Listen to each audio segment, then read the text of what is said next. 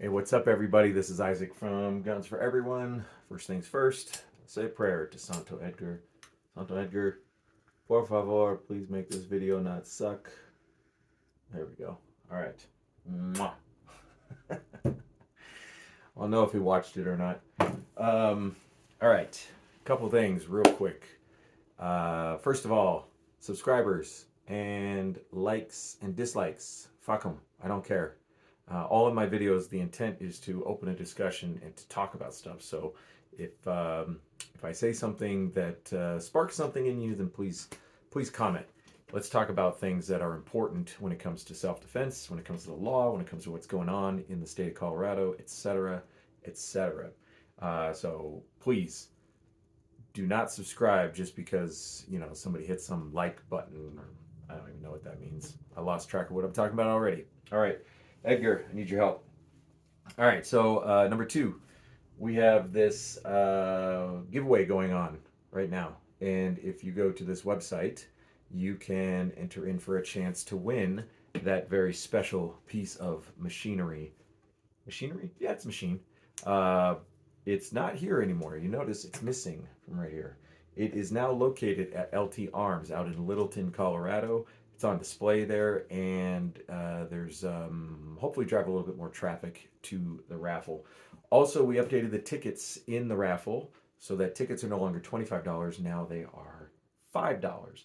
Anybody who bought a ticket at $25 automatically gets upgraded to 5 tickets for each of the tickets they bought. So if you had previously done this already and you bought, say, $100 worth of tickets, you now have 20 tickets instead of 4 tickets.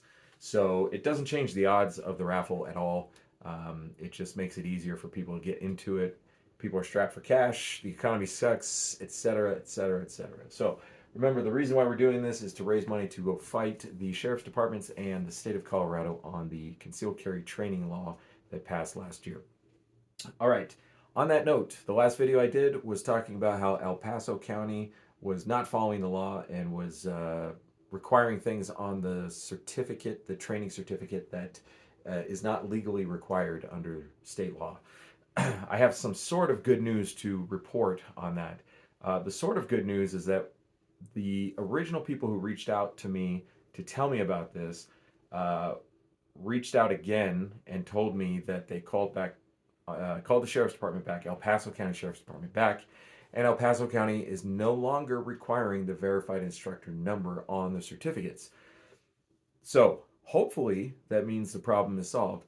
Personally, I'm a little skeptical until I see something in writing. However, I don't expect El Paso County to put this policy in writing because if they do, that might create problems that they don't want later for themselves if they ever decide to change their mind again. So it is not in writing, but I am hearing at least one or two, I think it's two students who are telling me that it is no longer required, which means if you have a El Paso County or if you have a training certificate from me, from Guns for Everyone, you do not need the verified instructor number on there.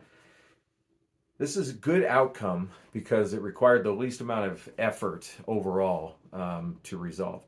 And this is an important outcome because if 64 different sheriffs in the state of Colorado decide they want to pass their own laws, not pass their own laws, I shouldn't say that. That's not what happened. They decide they want to enforce their own policies when it comes to the concealed carry permit, concealed handgun permit. That's a huge problem. That's a huge problem for instructors, and more importantly, it's a huge problem for you, the person who is trying to carry concealed. So whenever Guns for Everyone encounters a sheriff that is enforcing a policy that's unlawful, we will be reaching out to them and telling them to stop.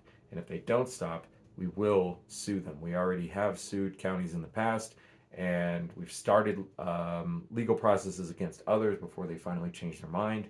El Paso County apparently changed their mind without any kind of litigation, which is great. We did send them some information. We never heard back. But then we heard from other people that their policy had changed. So hopefully they wised up and just read the law and said, yeah, they're right. We don't have any authority to start creating new policies for the certificate. So La Plata County, on the other hand, is still not apparently on paper following the law. If you go to the La Plata County Concealed Handgun Permit website, it says on there that you must take a class from one of the instructors on the list of verified instructors in La Plata County. The law does not require that you go to an instructor within the county that you are applying for your permit in. You have, by law, you have a choice of which class to complete, provided it meets the legal requirements under 1812 Part 2. So La Plata County, now I did have an instructor call me and or email me and say he called them and they're not requiring that anymore, but that's not what their website says. Their website says it's required. And we have reached out to La Plata County over email and we cannot get them to write a response back. Um, Verbal responses are not super helpful when it comes to sharing information about what's going on with the county, because if we're just relying on something that somebody on the phone told us, then we can't take that back to the sheriff later and say, hey, this was your guys' policy, because it's not in writing. So because La Plata County won't return any of our messages in writing, we are preparing litigation against La Plata County. However, it may not be necessary if La Plata County is no longer requiring verified instructors from only within their county. Then we won't need to pursue litigation. But A, they won't get back to us in writing, and B, their website says that they require that. So um, if you are not nitpicky, if you are okay with your local sheriff trampling on your rights, then this kind of video is really not for you. Should have told you that at the beginning, I guess. But if you are the kind of person who cares about holding your law enforcement officials and your politicians accountable, then this is what we do. This is part of what we do. We also train students. We had lots of students last weekend. We had 6 classes over 2 days, and we had great turnout across Colorado Springs and Denver area. And I had some excellent people in my classes. Edgar said he had some great people in his classes as well.